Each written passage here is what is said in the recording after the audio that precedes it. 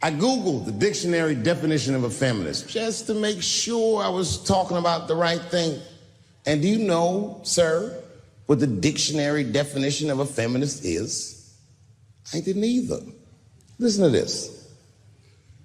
Webster's defines a feminist as a human being, not a woman, a human being that believes in equal rights for women. I was shocked that that's what that meant. Because by that definition, I would consider myself a feminist. And I didn't even know that at the time.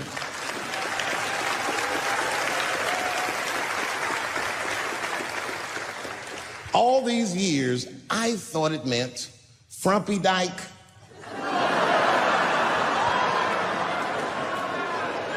Well, that's who's always talking, to be some chick in overalls. Men are trying to rape us. Ah, not you, bitch, we please.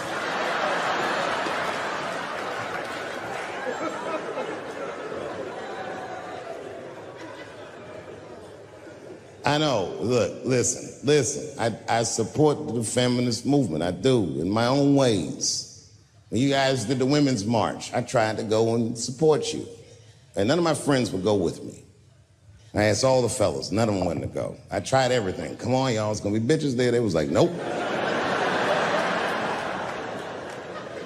So what I did is I called my friend Ange. Ange is a black woman who's a comedy writer, and she's dope. Matter of fact, she's the only woman that I know personally that pays her ex-husband alimony.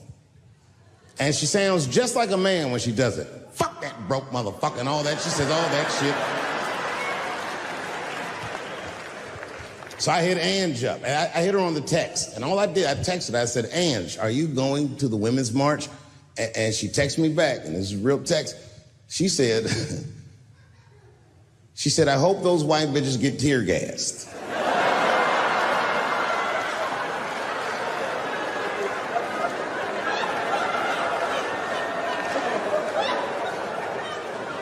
There's a problem in that feminist movement, isn't there? From its inception in America, there's always been a racial component. When Susan B. Anthony was having that meeting and Sojourner Truth's black ass showed up, read your history books. All them white women asked Sojourner Truth not to speak. They didn't want to conflate the issues of women's rights and slavery. But you know how black bitches are. Sojourner Truth went up there anyway.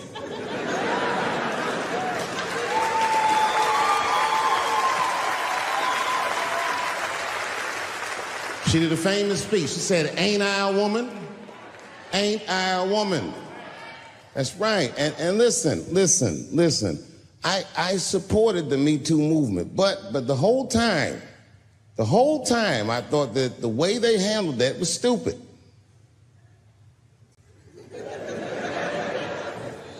It was white. It was like, they were doing shit like going to the Golden Globes, and all of them would be like, let's all go to the Golden Globes and wear black dresses to give these men a piece of our minds. Bitch, that is not gonna work. You think Martin Luther King's gonna be like, I want everybody to keep riding the bus, but wear matching outfits? You gotta get off the bus and walk. It's real talk. Real talk, that was a silly movement. I want everybody to wear a crocheted pussy hat so they know we're serious. What the fuck was y'all doing? And then I said something about it in one of my specials, and all these women actresses came after me. I said, man, fuck y'all too, you canceled. I ain't jerking off to none of your pictures again.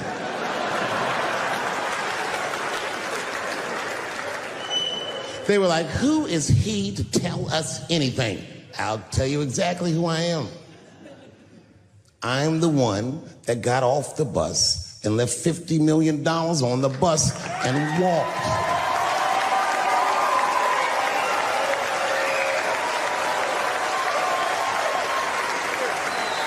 I agreed with these women. I just didn't agree with what they were doing about it. Right. No, it was annoying as fuck. Because if these women were serious, you know what they would have done? They all would have fired their agents. and they would have went to the mailroom of one of these big agencies and found a woman that was busting her hump in there and said, if you want to talk to us, then you have to talk to her. And if they did that, then she would be big and they would be big and nobody would get fed to Harvey Weinstein. But did they do that? No. Was that their idea? No. Surprisingly, it was mine. And what I think the feminist movement needs to be very successful is a male leader. I'll do it. I will. I will lead you women to the promised land. I will make sure you get equal pay for equal work.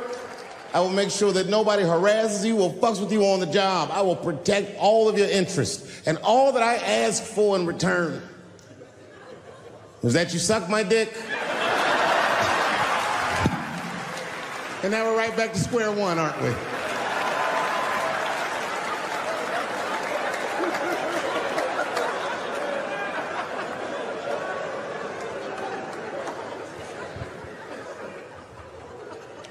And now we get to the core of the crisis. What is a woman? What is that in this day and time? Is there even such thing as a woman or a man or anything? Seems to be a question nowadays. Now listen, women get mad at me. Gay people get mad at me. Lesbians get mad at me. But I'm gonna tell you right now, and this is true. These transgenders, these niggas want me dead. I've gone too far, I've said too much. And I gotta tell you, I'm very worried about it. I'm not even joking. Every time I come out on stage, I be scared. I be looking around the crowd, searching for knuckles and Adam's apples to see where the threats might be coming from.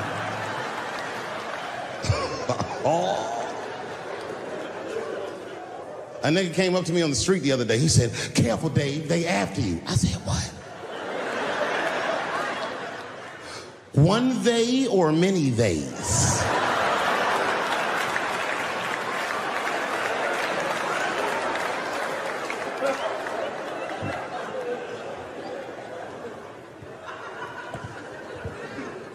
Before I even say anything about that community, you must know, and I hope you all feel the same way, I am not indifferent to the suffering of someone else.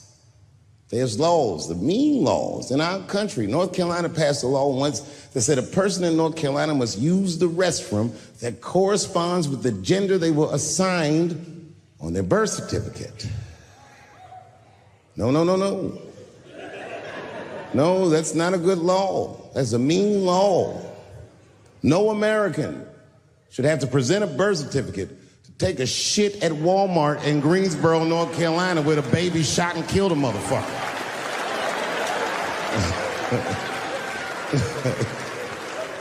You have to ask yourself, if you're thinking about it, who are these laws designed to protect? Like, let's say they designed this law to protect me, my interests. Transphobic comedian Dave Chappelle. And let's say that I'm in Walmart doing a little shopping with my family. Now, I should tell you, if that ever happens in real life, you should know that my dreams didn't work out. But let's say something goes horribly wrong, and there I am in Walmart with the poor whites rummaging around for mediocre goods and services.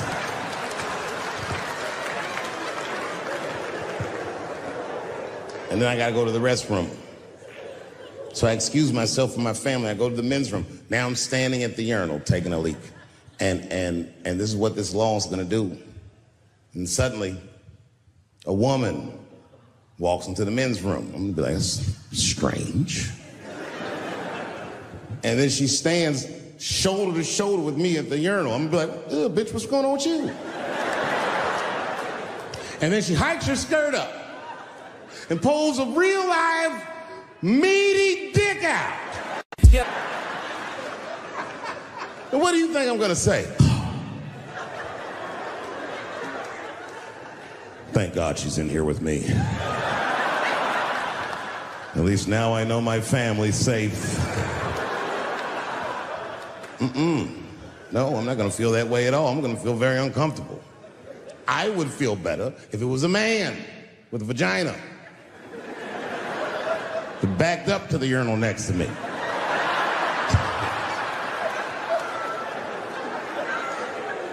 I wouldn't even think about that. I'd just be like, that's funny. This guy is peeing out of his butt for some reason. Oh my God, he must be a veteran. Thank you for your service.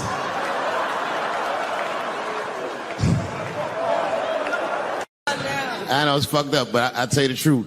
You know, everything's funny. Everything's funny till it happens to you. 3 months, a mere 3 months after that terrible attack that Chris Rock endured, I was on stage at the Hollywood Bowl, and a lunatic jumped out of the crowd and attacked me. Now, I gotta tell you, if it happens to you, you don't even know what the fuck is happening. It was like slow motion. I just looked over. I don't know this nigga. And I was looking, I said, oh my God, I'm being attacked. And this motherfucker was ragged. He jumped at me. He was like, I'm old, but I'm fast. I caught this motherfucker's head with my hand and pulled his hoodie over his eyes. I can still feel his head in my hand. It was spongy. He had been growing dreadlocks. Not the beautiful dreads that Rastafarians grow. These were accidental LA homeless dreads.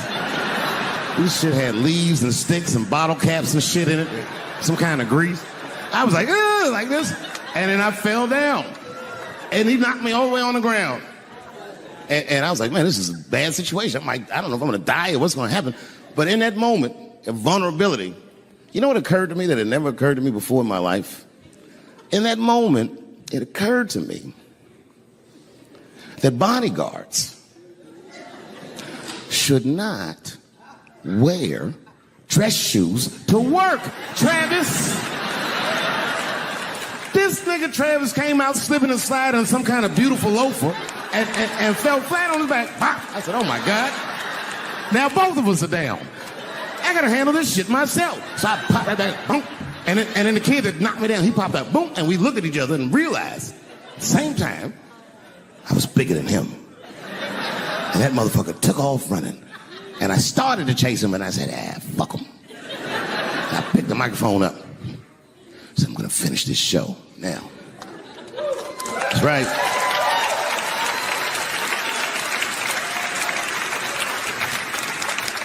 For 3 months before that, I'd been making fun of Chris Rock. And people would ask me all the time.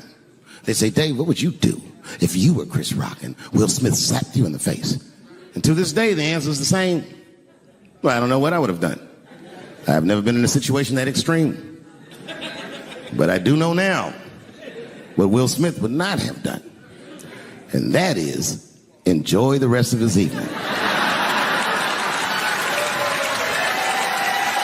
Man, listen. We gave that kid a good while. We was whooping his ass. Not we. I mean, I was on stage trying to think of a joke to tell, but they was beating this nigga up right behind me. Everybody could see it. Everybody could see it. And I'm sitting up there trying to think of what to say. And I'm tongue-tied. Me, of all people, can't think of anything to say. Look at my karma. Just that moment. Of all the people in the world, Chris Rock walks from backstage, walks up to me in front of 20,000 people, grabs the mic out of my hands and looks at the crowd and goes, was that Will Smith? Man, motherfuckers fell out of their chairs laughing. I was standing there looking stupid. I was fucking furious because I'm thinking in my mind, nigga, this is my attack. You got attacked 3 months ago. Now you have jokes. So I snatched the mic back from Chris and tried to get one off, but my shit did not go good at all. I didn't know what to say. I was just like, it was a trans man. And the crowd was like, boo. It's LA, we like trans people, boo. I know, I felt so bad. I felt so bad. But I know why I did it. you'd have to be there to understand, but man, when that guy tackled me, it was like it's like a movie or something. You gotta picture this. Picture a famous person you like. Every famous person you could imagine was at that show. It was like the biggest night that Hollywood had ever seen. And when that guy tackled me, he cleared the bleachers. I had to watch the tape afterwards to know this happened, but as soon as he tackled me, Jamie Foxx was the first motherfucker that jumped out of the crowd. He was wearing a white cowboy hat like he knew this shit was gonna happen to him. Never seen this nigga in a cowboy hat before. And Jamie started chasing that motherfucker around like any given Sunday. And that kid was fast as shit, was juking and shaking, and he broke Jamie's ankles, and he just kept running. And then Jon Stewart from The Daily Show ran from backstage and jumped at this motherfucker like Super Jew. He was like, ah! And the kid seen John coming, so he jumped back, and John went flying that way. And this kid was fast, and then he turned around. He sees the emergency exit. He starts running for the emergency exit. Just before he got to the door, motherfucking Puff Daddy from Bad Boy Records jumped in front of the door. That nigga was like,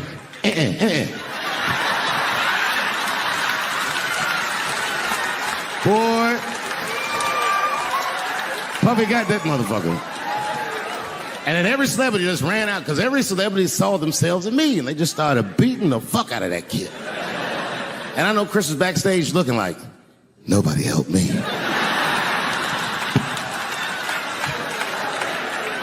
Everybody hates Chris.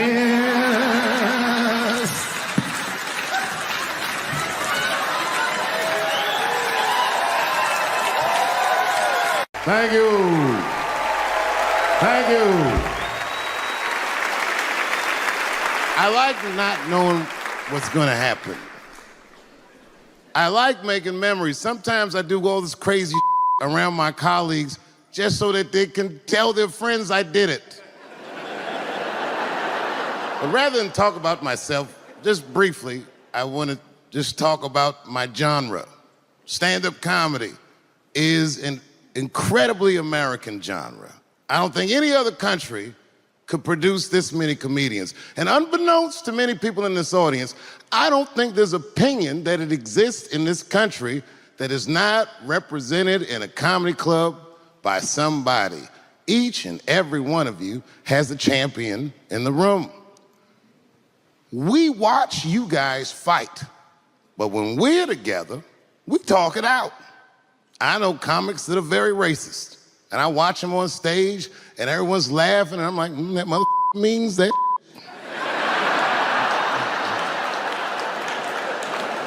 Don't get mad at them, don't hate them. We go upstairs and have a beer, and sometimes I even appreciate the artistry that they paint their racist opinions with. Man, it's not that serious. The First Amendment is first for a reason. The Second Amendment is just in case the first one doesn't work out. We gotta let some air out of the ball, man. The country's getting a little tight. It doesn't feel like it's ever felt in my lifetime. So tonight, I am honored that my colleagues are here in comedy and in music.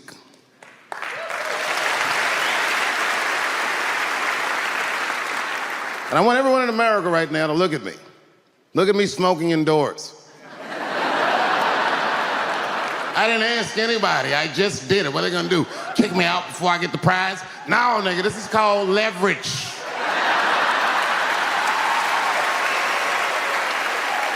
The thing that I liked best about tonight was that I saw so many people from different parts of my life, like friends that I grew up with here in DC, friends of mine from Ohio then and now, friends of mine from comedy clubs, all the musicians that blew my mind. You guys have no idea how you inspired me. I want to give a special shout out to my OG, Tony Woods. Miles Davis has a quote.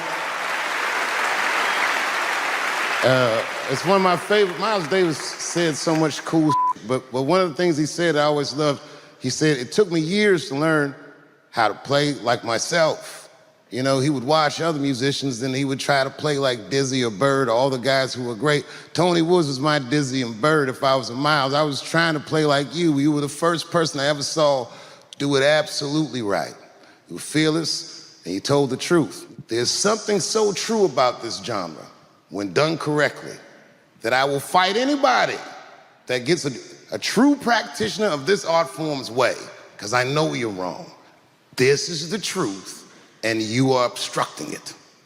I'm not talking about the content, I'm talking about the art form. Do you understand? Do we have an agreement? And what I really wanted to say tonight, and I'm glad I get the platform to do it, I'm gay. I am gay, and I can't wait to see what this does for my career, being gay like this.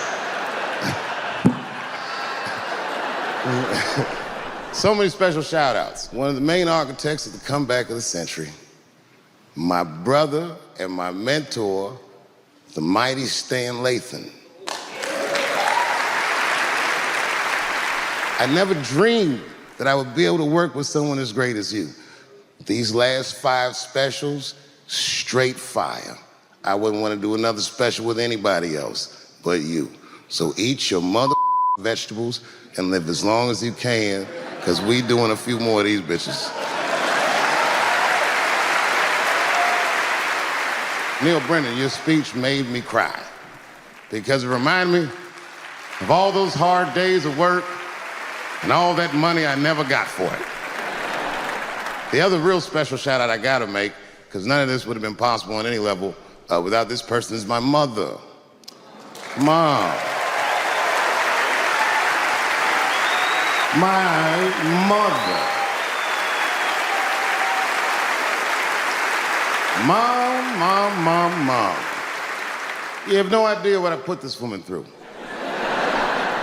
If you had just given birth to me, that would have been more than enough. But the fact that she raised me and raised me well, we had a real oral tradition in our house. I knew the word griot when I was a little boy. A griot was a person in Africa who's charged with keeping the stories of the village.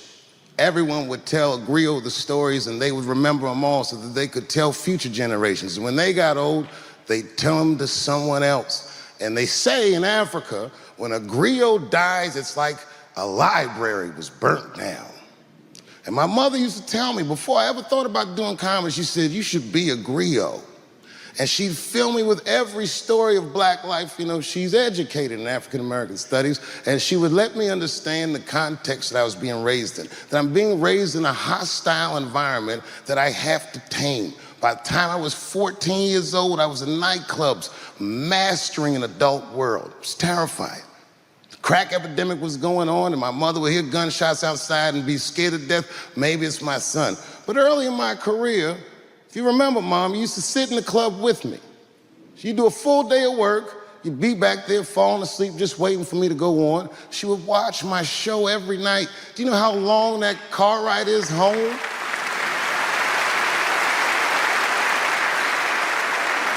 How many of you have ever heard your mother say, jokes were a little too much tonight, son?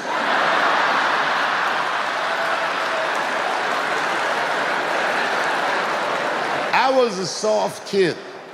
I was sensitive, I'd cry easy, and I would be scared to fist fight.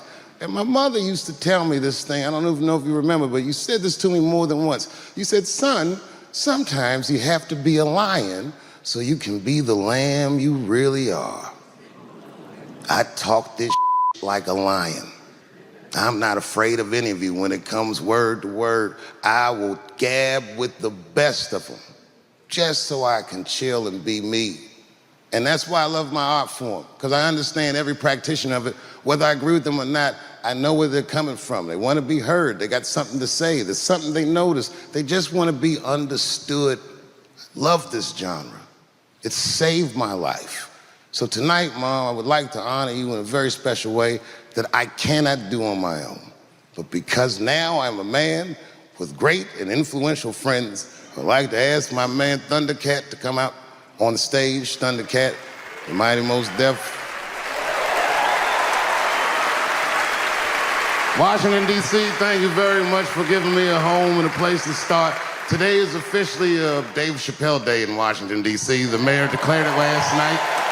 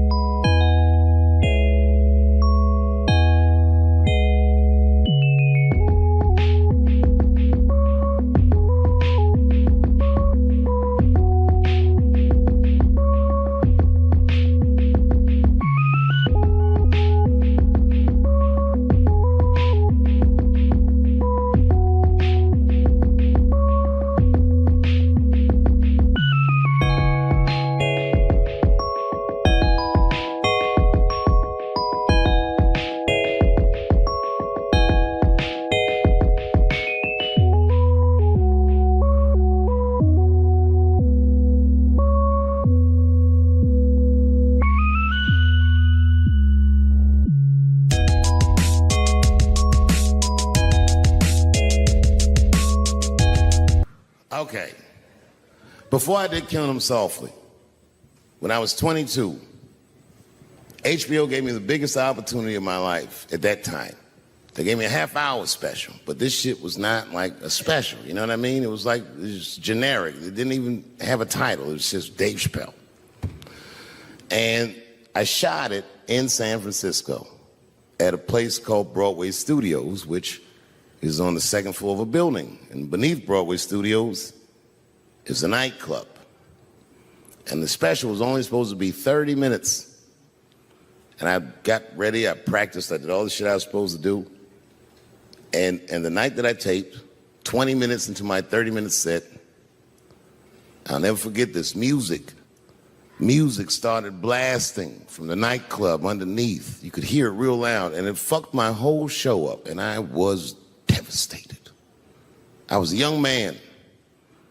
I really believed in what I was doing, and I thought that my dream had been killed. So when I got off stage, I ran down the steps to the alley behind Broadway Studios and where the control trucks are parked, and I kicked that motherfucking door open, and I started yelling at all the producers. I was nobody in show business, just a guy that believed in us. I said, man, you fucked everything up. That fucking music, what the fuck were you thinking? And there was a guy who was a big-time producer, I ain't saying no names, and he stood up, and he said, hey, kid, sit the fuck down. He said, we didn't ruin anything. He said, we made a deal with that nightclub to not play music, and they didn't honor the deal. And I said, who didn't honor the deal? And he pointed to a guy. I'll never forget it. It was an old white man sitting in the Ford Taurus by himself. And he said, that guy right there. And I didn't waste no time or ask no questions. I went to that Ford Taurus, and I beat on that window, and I said, open the door, motherfucker, I want to talk to you. And that old man looked at me for 1 second and wisely drove the fuck off. And left me in the alley cussing at anybody who would listen. And 2 minutes later, literally 120 seconds later, couldn't have been any more than that, the doors of the kitchen in the alley of that nightclub underneath Broadway Studios flung open. And that old man was standing there, that same old man with reinforcements. He had 2 big goons with him, and he looked at me, and he was calm as a cucumber. He said, you, come here. I want to talk to you. I didn't know anything about the streets at this age. But I found out later in my life that these men were Russian mobsters. And I don't know what you guys know about the Russian mob, but these are the niggas that killed Denzel in Training Day.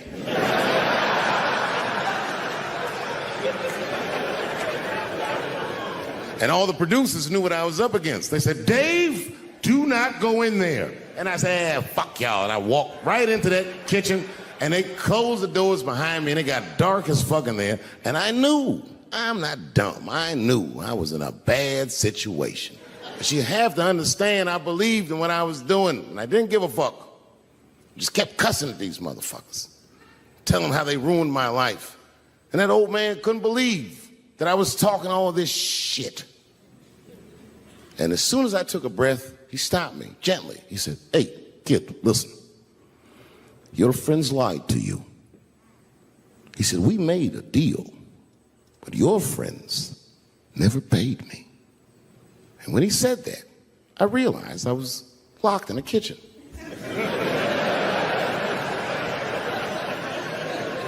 I realized he was telling the truth, which would make me wrong. And the very moment that I realized I was wrong, for the first time, I was afraid. You see, it's a funny thing if you believe you're absolutely right. You can get drunk off the feeling of how right you are. That's why gay people are so mean.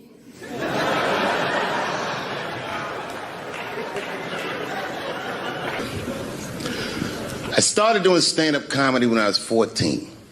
I'll never forget the first time I was on stage. The guy that introduced me was a guy named J.T. Newton. I'm 47. I can close my eyes and remember the introduction like it was yesterday.